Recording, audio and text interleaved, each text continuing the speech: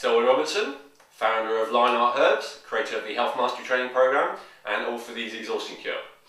So today I thought I'd share with you the key to thriving in the summer. I was going to call it the Summer Survival Guide, but what the hell, you know? Summer is the best time of the year for most people, I think, especially in the kind of climate that I'm in the UK.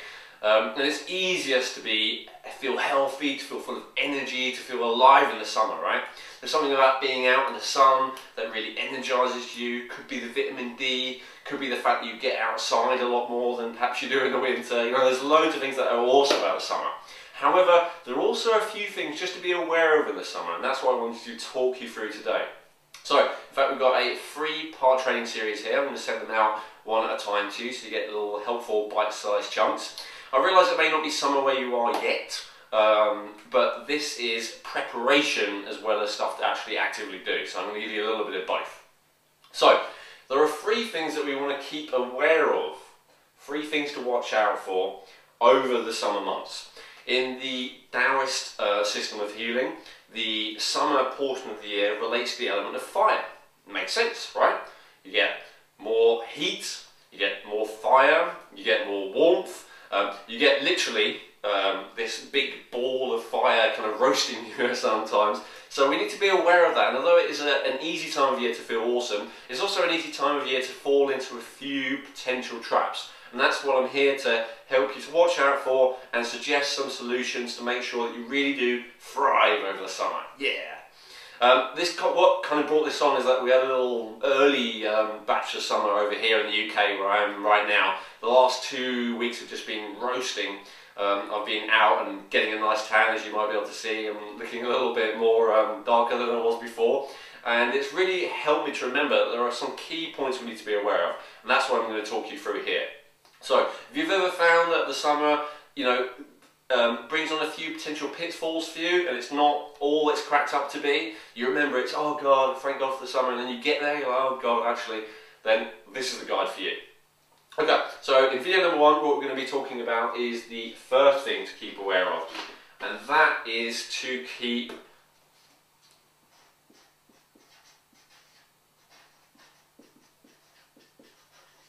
hydrated, right? You need to keep hydrated. Now this might sound like a particularly obvious one, and yet it's one that's so easy to forget.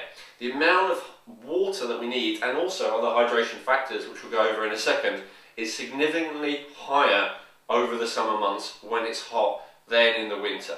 And a lot of people get used to not drinking a lot, especially of water, when it's cold, because it makes them feel cold and they just don't like it. So this isn't ideal, but you know, it's just the way that things work. But your need for hydration goes up significantly when it's hot. You need to keep on top of it, and you need to keep yourself hydrated. So what are the key components of hydration? If you're like, oh God, this is obvious, Owen, hold on a minute, you may not know all of them. Okay, so number 1 is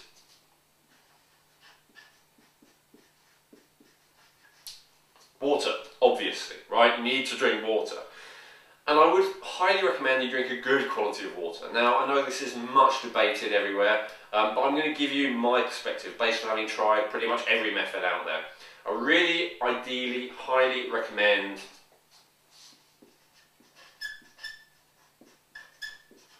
spring water, obviously, right?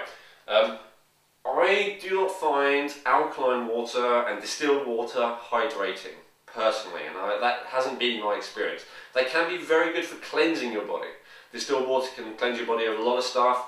Alkaline water can cleanse your body, particularly of acids and also other stuff.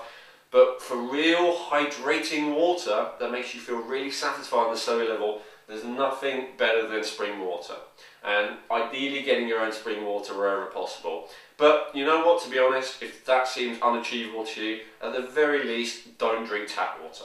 You know, at the very least, because tap water just isn't hydrating. Tap water is such a poison that your body treats it as one. And all the people who I meet who say, oh God, I just don't like water, I can't stand it. What kind of water do you drink?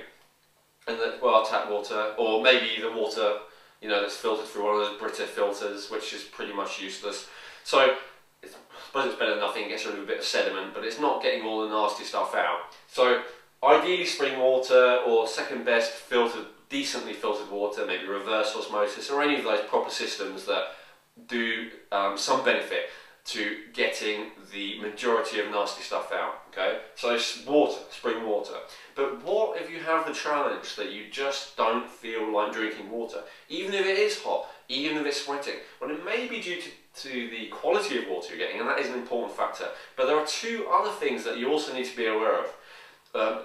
Veterans of my mastery program or my Easy Exhaustion Cure program are probably already aware of this, but you know what? It doesn't hurt to be reminded, so I'm just going to go through them very quickly with you here. There's two other factors you need to be aware of to make sure you're hydrated, and especially if you're like, oh, I just don't feel like drinking water, there's probably a really good reason for it. There may be mental resistance, could be a bad habit, but there could be a really good reason for it. And my experience has shown me that I used to have this dogmatic view of, oh, always you just need to drink a decent amount of water no matter what. And I came across those people who just didn't want to drink water. And it wasn't because they were being silly, it's because they had a real physiological need. And that need was for something else. And that is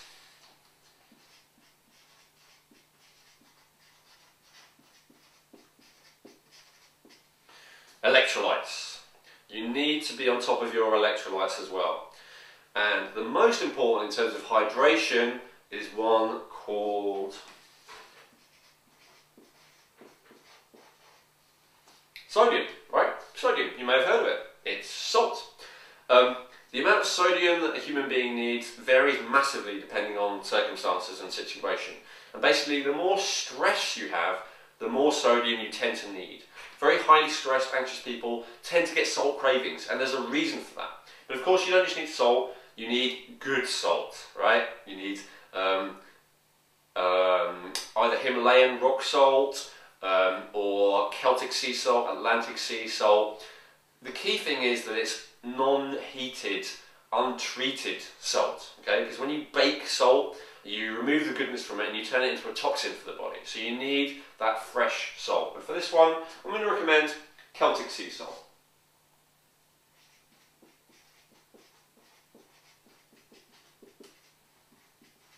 Okay, so make sure you have enough salt, especially if you don't feel like drinking, especially if you're sweating a lot, okay, especially if you have low blood pressure as well. Now, of course, it's possible to have too much salt, even good salt, and if you do have high blood pressure, if you suffer from edema, which is swelling, and if you're constantly thirsty already, then maybe having yet more salt isn't a good idea. But if you suffer from a lot of stress, if you find it difficult to drink the recommended amount of water, then salt is a good plan. Oh yeah, what is the recommended amount of water? What we want to have is 2 litres, which is about half a gallon for my American viewers, as a minimum. Now obviously this does depend a lot on your size. For an average size human being, which is about 150 pounds, about 10 stone, we're talking about 2 litres of water as an absolute minimum. Now if you're working hard in the sun, sweating, exerting yourself, stressing yourself, it can be way more. Could be 3 litres, could be 4 litres, could even be more than that. I'm going to get told off by that, but it's like, oh God, you know. But a lot of people in the world of peak performance, they're talking about 6 litres of water, even more, right? I'm not saying you need that necessarily, but it all depends on your activity level, the amount that you're sweating, the amount of stress that you're putting your body through. But we're talking about a minimum.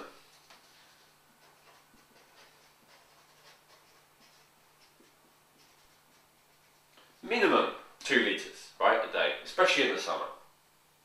So we've got electrolytes, sodium, Celtic sea salt. Another one we need to be on top of is magnesium.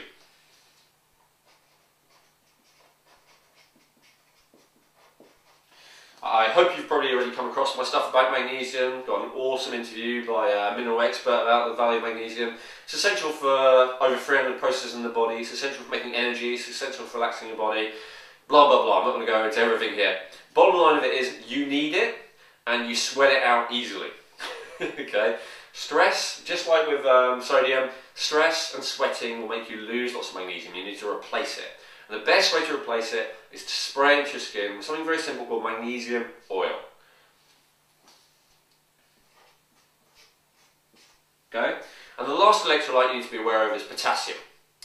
Potassium needs to be balanced with sodium. And where do you get potassium from? I don't actually recommend supplementing that one. The best place to get potassium is from fruits, vegetables, and especially sea vegetables. So long as you're having your green juice every day, like I recommend, or as long as you're eating, you know, an abundance of fresh vegetable plant produce, you're probably going to have a decent amount of potassium. And of course, really good recommendation, especially while it's hot in the summer, is to have green juice. I recommend a litre a day of green juice. Awesome. So for potassium, 1 litre of green juice.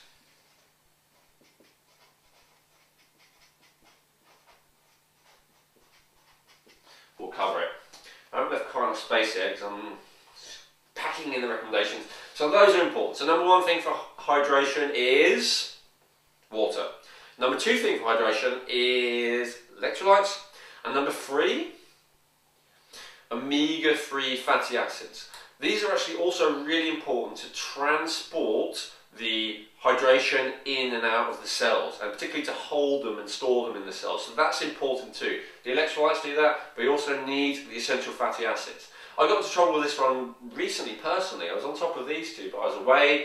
I ran out of my krill oil before I left. I didn't think about replacing it, wasn't on top of it enough. And I was noticing I was just really thirsty. It's like it wasn't holding in my body. And you know, no matter how much I seemed to drink, it wasn't because I was having too much salt. What the hell is it? And then I was in a store called Elwin over in LA, which is where I was, really hot and sunny again. And I was just drawn to getting marine phytoplankton from the store. And I got it and I took it straight away, and instantly it felt like, oh, relief. And within a few hours, that constantly thirsty feeling went away. So an excellent emergency thing, if you are really low in omega-3s, I still don't think there's anything better, marine phytoplankton. So we'll put that up here, omega-3, and then really light marine phytoplankton. That's like, and again, if you've been out in the sun all day, right, you've been baking, how do you make sure that you get that hydration into cells and keep it there where you need it? Marine phytoplankton. I don't think there's anything better. So marine phytoplankton.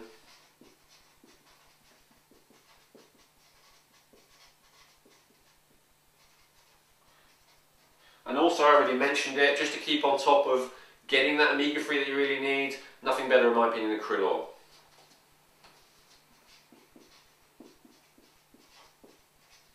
Really awesome. Which is better? I'd say the marine phytoplankton is more easily available. It just goes straight into you. I like the sublingual liquid. You squirt it under your tongue.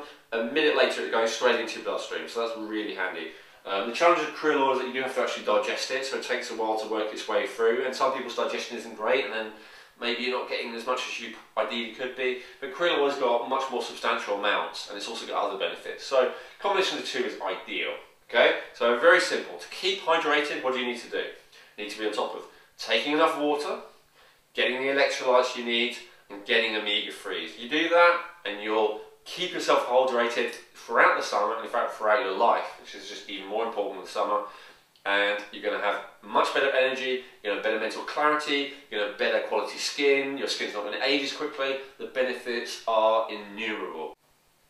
So I'm going to ask you to take action on this now. Don't delay, don't wait until you're already dehydrated. Get on top of this. Get yourself some good quality water, get in the habit of drinking it, right? And be ready to increase it as it gets hotter, or as you are in the sun sweating particularly. Get on top of your electrolytes. Make sure that you have these available to you. You have some good quality salt, you have some magnesium if you need it. You make sure you get your fresh greens in always, right? Get juicing, and then be on top of those omega-3s as well. Don't make the same mistake I did. Don't let them run low and therefore start to notice something. Get on top of it, get your omega-3s in every day. So I highly recommend you to do that now. That's your action step, right? Get this stuff if you haven't already got it, and incorporate it into your life to make sure that you thrive for the summer, and in fact for your whole life. So that's my quick guide to point number 1, which is to stay hydrated. Stay tuned, I'm going to send you number 2 in the Summer Thrive guide very soon.